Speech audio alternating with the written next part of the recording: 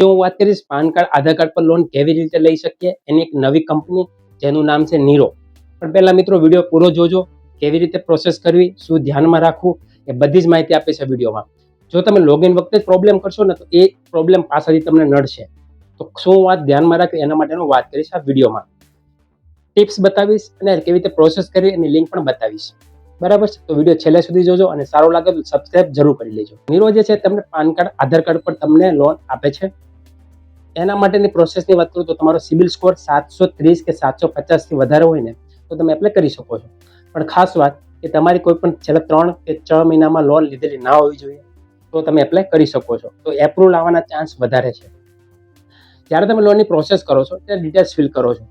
Details ભર્યા બાદ ત્યારે તમારે બે વસ્તુ માંગશે, ઓફિસનું એડ્રેસ અને ઘરનું એડ્રેસ.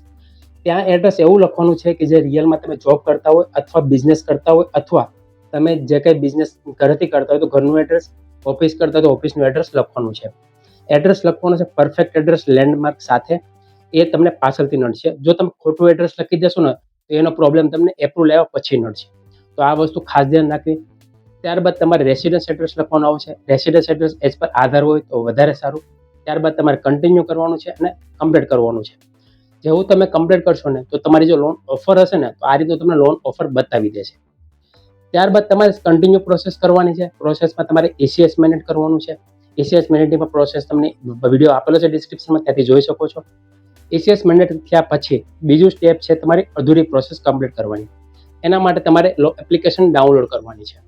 એપ્લિકેશન જેવું ડાઉનલોડ કરશો ને ત્યાં તમારો મોબાઈલ નંબર નાખવાનો છે, કન્ટિન્યુ કરવાનું છે, OTP નાખીને આગળ પ્રોસેસ કન્ટિન્યુ કરવાની છે. જેવું કન્ટિન્યુ કરશો ત્યારે તમારું બેંકનું સ્ટેટમેન્ટ 3 મહિનાનું અપલોડ કરવાનું છે. ભલે તમારું બેંક સ્ટેટમેન્ટ સેલેરી ના આવતી હોય, બિઝનેસનું ટ્રાન્ઝેક્શન ઓછું હોય તો પણ તમારે અપલોડ તો કરવું જ પડશે. જેવું તમે બેંક સ્ટેટમેન્ટ અપલોડ કરશો ને ત્યારબાદ તમે 5 થી 10 મિનિટ વેઇટ કરશે, એનાલિસિસ કરશે. ત્યારબાદ તમને ઓપ્શન ખુલશે સેલ્ફીનો. ત્યાં તમારે સેલ્ફી લેવાની છે. અહીંયા ખાસ ધ્યાન રાખજો કે સેલ્ફી 2 જગ્યાએથી લેવાની આવશે, ઘરના એડ્રેસથી અથવા ઓફિસના એડ્રેસથી. તો જો તમે ઓફિસનું એડ્રેસ કે ઘરનું એડ્રેસ જે લખેલું છે ને જ્યારે લોન એપ્લિકેશન કરી હતી ત્યારે, એટલે જ મેં તમને કીધું ખાસ ધ્યાન રાખજો.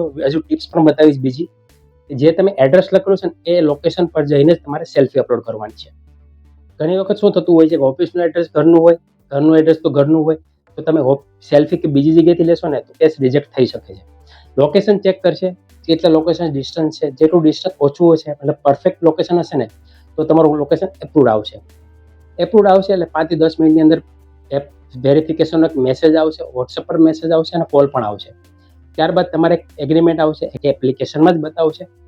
એગ્રીમેન્ટ ઓકે કરવાનું છે એટલે 6 આંકડાનો OTP નાખશો એટલે તમારી લોનની પ્રોસેસ પૂરી. 5 થી 10 મિનિટની અંદર તમારા એકાઉન્ટમાં પૈસા જમા થઈ જશે. આટલી જ પ્રોસેસ છે. પ્રોસેસ કરવામાં 5 મિનિટની જ છે. પણ તમે જો કોઈ પણ ભૂલ કરશો ને તો કેસ તરત રિજેક્ટ થઈ જશે. સેલ્ફી લેવાની, એડ્રેસ લખવાનું, એ જે કંઈ વસ્તુ છે ને એ સાચી લખવાની છે. આ લોકો ઘણી જગ્યાએ ભૂલ કરે છે. બીજી વાત કરું કે જે કંઈ લોન લેવાની હોય ને એક જ મોબાઈલના એક જ ડિવાઇસમાં કરવાની છે. ઘણી વખત શું કરતા હોય છે કે તમારી લોન તો રિજેક્ટ થઈ જાય ને તો બીજાની લોન પણ તમારા મોબાઈલમાંથી એપ્લિકેશનમાંથી જ પ્રોસેસ કરે છે. તો એની કેસ પણ રિજેક્ટ થઈ શકે છે. કે મોબાઈલ ડિવાઇસ એકવાર યુઝ થઈ શકે છે. તો આ વાત ખાસ ધ્યાન રાખવી. અને ઘણી બધી માર્કેટમાં ફ્રોડની એપ્લિકેશન પણ છે, એનાથી બચવું. અને લોનની પ્રોસેસ માટે કોઈ પણ પ્રકારનો એડવાન્સ ચાર્જ કે એડવાન્સ ફી આપવાની નથી હોતી.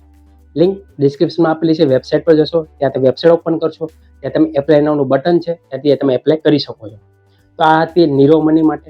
આવી ઘણી બધી એવી એપ્લિકેશન છે જે તમને પાન કાર્ડ અને આધાર કાર્ડ પર લોન આપે છે. એવી અવનવી માહિતી જાણવી હોય ને તો ચેનલને જરૂર ફોલો કરી લેજો. આવી તમને માહિતી હું આપતો રહીશ. મળીએ નવા વિડીયોમાં નવા ટોપિક સાથે. ત્યાં સુધી ધન્યવાદ. જય હિન્દ, જય ભારત.